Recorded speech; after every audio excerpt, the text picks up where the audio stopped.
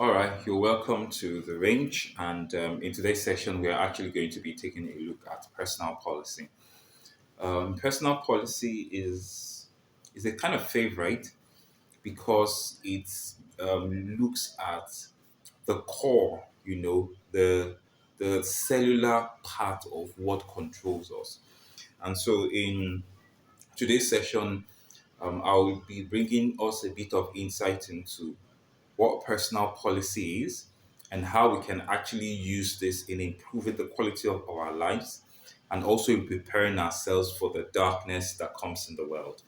I would also begin to hint us onto how personal policy can actually help us in the path of finance seeking, and strategy with regards to that as well. So this is going to be a multi-part series, and I'm just going to be putting it there in bits and pieces so that I don't overwhelm us with too much things at the same time. Okay. So let's get things started. When we take a look at personal policy, one of the prime things that helps us to understand what personal policy really is and what it means is God. Now, what does this mean? Some of us claim to worship God, but we don't even know God.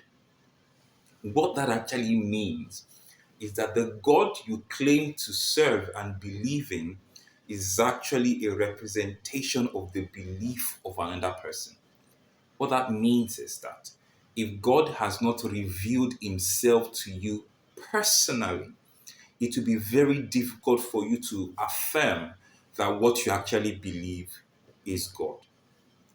That can be a bit confusing, but you get to understand where I'm going with this. When God wanted to create the heavens and the earth, God did not start with, I want to create the heavens and the earth. He started with himself. Get me right. Everything God created, he created it out of himself. The words that he spoke to create things came out of himself. So, if you do not first know, like one of my mentors will say, Kwaoshika, she says, to thyself be true. If you are not really true to yourself, you cannot live an authentic life in this world.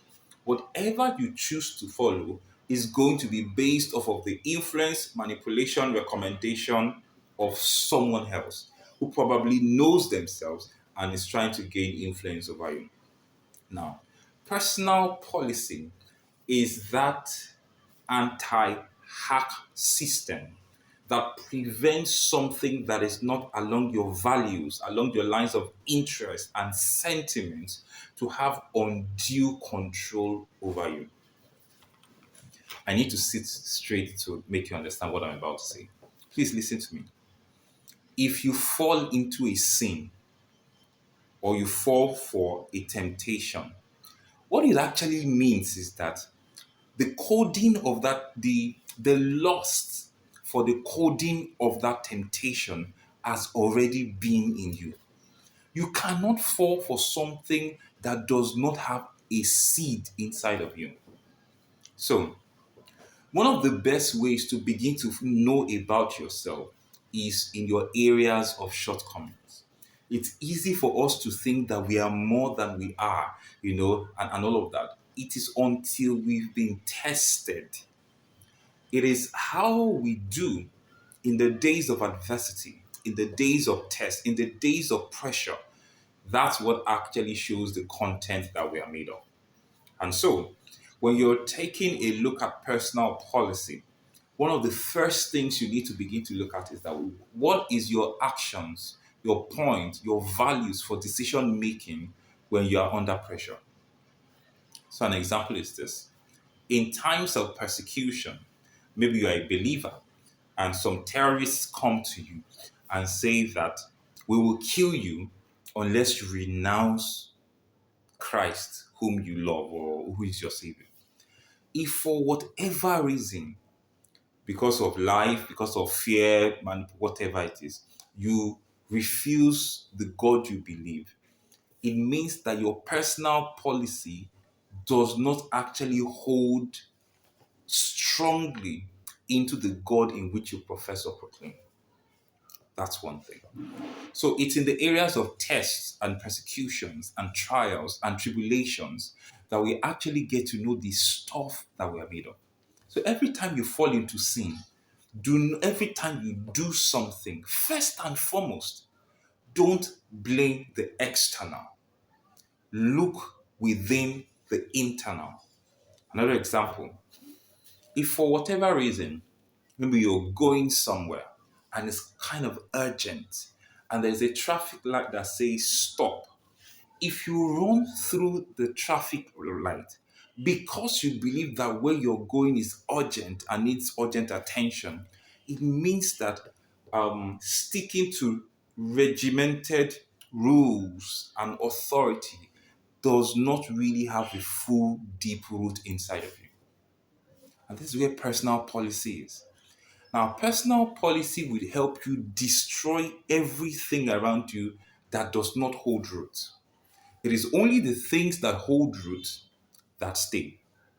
So, a lot of people, and personal policy comes in decision making and judgment. That's where it actually does come out. So, imagine someone who has a great future, very industrious, a lady, and for some reason, she makes a mistake and gets pregnant. And then, because she knows she has a great future, and the pregnancy is going to perturb or disturb or change the course of her life, she decides to abort it because it's still within the first trimester, whatever reasons or excuse. Oh, I don't want, it can affect whatever it is. It means that taking life of an innocent, helpless, powerless person has a seed somewhere inside of you. That is why you are able to come up with that resolve to make that decision in the first place. And so, this is an introduction that helps you to understand how deep rooted personal policy is. So, when people like Daniel stood their ground, and when they said, whoever does not bow to this image will be killed, for them to stand their ground, it means their life did not matter to them as much as their devotion to their God. So, whatever has a higher sense of influence or hold over you is what you bow to. So, this is where it gets interesting. Daniel actually bowed to something, but what he bowed to was a greater resolve that says, God of my fathers is the only God I will bow to. Any other figment, image, representation, idol, I will not bow to it, even if my life depends on it. So, when we're looking at personal policy, the chart and the direction in which your life goes is programmed internally. Now, for people who are quick to excuse, Nigeria, for those who are in Africa, Nigeria, Nigeria, the economy is bad, things are rough, it's difficult to get money, this, and that, and then you do certain things that are not naturally in your nature. What it means is that the seeds of those things are actually have been in you, waiting for the right push, the right atmosphere, the right environment to manifest. And so, the crux of all the things I've been saying as an introduction is to help you to understand that when you're looking at policy, personal policy is never wrong. It shows the true image of who you are and what you are. If you are timid, if you believe that your environment as configured something inside of you, the experience you had with your parent, you were abused, you did that, you need to understand this. There are some people who had exactly the same experiences as you had and did not turn out the way you are turning out. The difference, their personal policy. Two children can come out of the same family with parents that fight and all of that and have every negative point of influence and turn out exactly in different ways. because of personal policy.